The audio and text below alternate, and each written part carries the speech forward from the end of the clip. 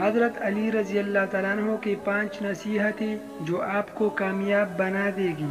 کمیل بن زیاد رحمۃ اللہ علیہ فرماتے ہیں کہ ایک مرتبہ حضرت علی رضی اللہ تعالیٰ عنہ نے میرا ہاتھ پکڑا اور فرمایا، اے کمیل، یہ دل ایک برتن ہے، اس میں جو چاہے ڈال دو، اور اس کے بعد فرمایا کہ میں تمہیں 5 باتوں کی نصیحت کرتا ہوں، ان باتوں کو غور سے سنو اور ان کو اپنے پلے باندھ لو۔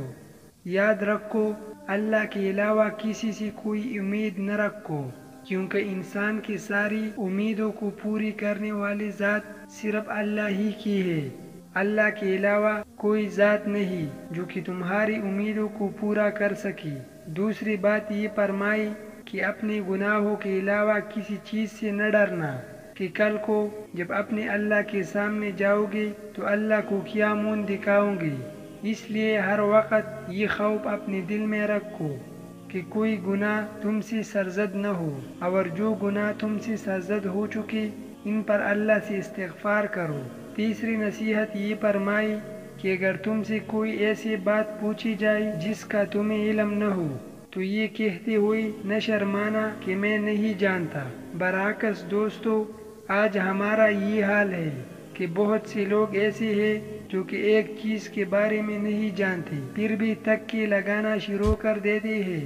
اسی طرح ایک دوسری مقام پر امیر المؤمنین نے یہ بھی فرمایا کہ اس بات کا اقرار کر لینا کہ میں اس بارے میں نہیں جانتا، یہ بھی آدھا علم ہے۔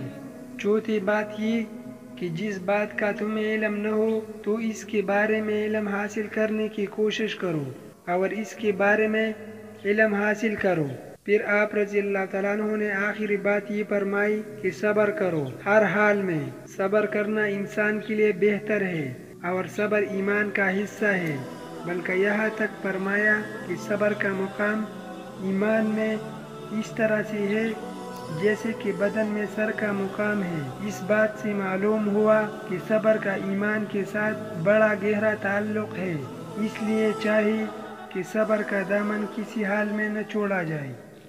وظننت أنا أني بذلك حزت غنى فوجدت أني خاسر فتلك مظاهر